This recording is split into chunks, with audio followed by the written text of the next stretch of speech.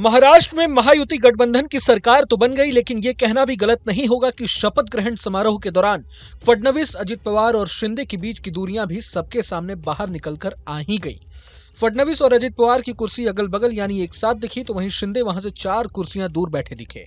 इस फ्रेम में भी पीएम मोदी के साथ फडणवीस और अजित पवार तो नजर आए, लेकिन शिंदे अलग थलग पड़ते दिखे। हालांकि शिंदे के शपथ लेने के बाद पीएम मोदी ने हाथ थपथपाकर उन्हें बधाई जरूर दी, लेकिन जानकारों का तो मानना है कि सीएम पद और गृह मंत्रालय नहीं मिलने का खटास शिंदे के मन में हमेशा रहने वाला है। और अब शपथ समारोह की तस्वीरों ने भी सब कुछ क्लियर कर ही दिया है। तो सबसे बड़ा सवाल ये कि अब महायुति सरकार कैसे चलेगी? क्या तीनों दलों के नेता एक साथ समन्वय बिठाकर काम कर पाएंगे? हालांकि ये तो बाद की बात है, लेकिन कहा जा रहा है कि अगले कुछ घंटों में जब मंत्रालयों को लेकर फैसला होगा, तो जो बची खुची बातें होंगी वो भी बाहर निकलकर सामने आ ही जाएंगी। मतलब अगर किसी के मन में किसी प्रकार की भी नाराजगी होगी, तो वो भी अगले कुछ घंटे या आने वाले कुछ दिनों में सबके सामने आ जाएगी। फिलहाल मिल रही जानकारी के मुताबिक शपथ ग्रहण समारोह के बाद अब शिंदे की गृह मंत्री अमित शाह के साथ मीटिंग होने वाली है। असल में शिंदे अभी भी गृह मंत्रालय की मांग को लेकर अड़े हुए हैं। कहा जा रहा है कि अजित पवार को उनका पसंदीदा यानी फाइनेंस विभाग मिलने के बाद शिंदे बीजेपी के सामने ये तर्क रख सकते हैं कि जब एनसीपी को वित्त मंत्रालय मिल सकता है, तो शिवसेना को भी गृह विभाग मिलना ही चाहिए। हालांकि सभी का तो यही मानना है कि बीजेपी पहले की तरह हर हाल में गृह मंत्रालय अपने पास ही रखेगी और शिंदे को अपने फेवरेट यानी शहरी विकास मंत्रालय के साथ संतोष करना पड़ सकता है। महायुति में बिखराव को लेकर विपक्षी खेमा ने भी तंज कसना शुरू कर दिया है। उद्धव ठाकरे गुट के नेता संजय राउत ने कहा है कि बीजेपी ने शिंदे को अपने फायदे के लिए इस्तेमाल किया है। सुनिए। बात ऐसी है कि अब शिंदे का इरा खत्म हो गया है। 2 साल का ही था, उनकी जरूरत थी, वो पूरी हो गई, अब उनको फेंक दिया है। अब शिंदे इस राज्य में कभी मुख्यमंत्री नहीं बनेंगे, मैं आपको बताना चाहता हूं। ये लोग शिंदे की पार्टी भी तोड़ सकते हैं।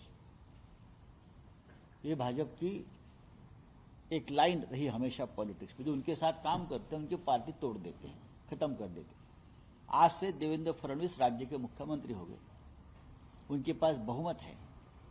बहुमत होने के बावजूद 15 दिन तक ये सरकार नहीं बना पा रहे थे। इसका मतलब है पार्टी के अंदर या उनके महायुति में कुछ ना कुछ गड़बड़ है, और कल से गड़बड़ आपको दिखने लगेगी। ये सब है, कोई महाराष्ट्र या देश के हित के लिए काम नहीं कर रहे। ये अपना जो एक स्वार्थ है, उस स्वार्थ के लिए ये लोग एक साथ आए हैं और सरकार चलाने की भाषा करते, उसमें महाराष्ट्र का हित कुछ नहीं है। लेकिन जो नतीजे महाराष्ट्र में आए हैं उसके खिलाफ राज्य की जनता गांव-गांव में सड़क पर आई है कि हमें ये नतीजे, ये निर्णय मंजूर नहीं है। फिर भी राज्यों को मुख्यमंत्री मिल रहा है, आज शपथ लेंगे, हम उनका अभिनंदन करते हैं।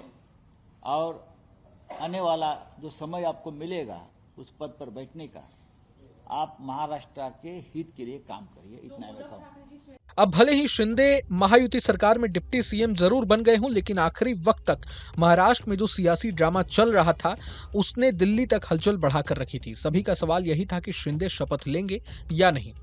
इन 2 तस्वीरों ने तो सबसे ज्यादा कंफ्यूजन क्रिएट किया हुआ था। ध्यान से देखा जाए तो शिंदे का नाम न तो बीजेपी के आमंत्रण पत्र पर था और न ही एनसीपी के इनविटेशन कार्ड पर।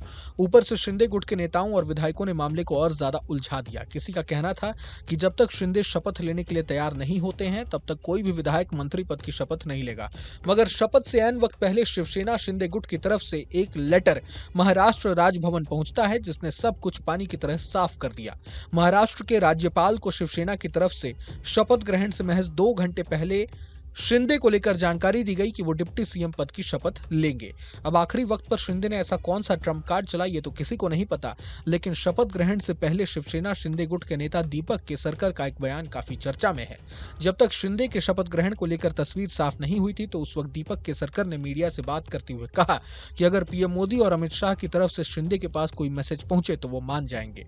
अब सच में क्या शिंदे के पास ऐसा कोई खास संदेश पहुंचा या नहीं, ये तो नहीं कहा जा सकता, लेकिन जानकारों का मानना है कि शिंदे यूं ही डिप्टी सीएम पद पर राजी नहीं हुए होंगे, बल्कि इसके बदले उन्होंने बीजेपी से जरूर कोई वरदान मांगा होगा। हो सकता है कि शिंदे ने अपने बेटे श्रीकांत के लिए केंद्र में कोई मंत्री पद की भी डिमांड रखी हो, लेकिन ये महज अटकलें हैं। इन दावों में कितना दम है ये तो नहीं कहा जा सकता। अब सवाल ये कि बीजेपी ने एकनाथ शिंदे की झोली में क्या क्या दिया और उनसे क्या क्या छीन लिया। कोई ये पूछ रहा है कि अजित पवार और शिंदे में से ज्यादा पावर किसके पास होगी, तो ये कोई जानना चाहता है कि शिंदे महायुति में कितने वक्त तक टिकेंगे। सीधा सीधा कहा जाए तो सब यही जानना चाहते हैं कि महायुति सरकार के भीतर शिंदे और अजित पवार में से ज्यादा पावर किसके पास होगी।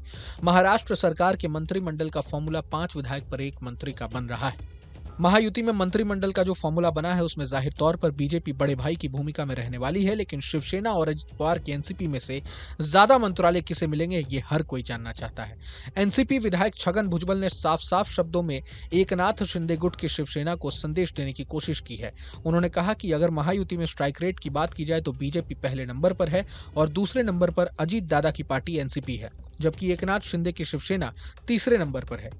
इस तरह शिंदे से हमारा स्ट्राइक रेट अच्छा है तो हमें भी उनकी जितनी जगह मिले।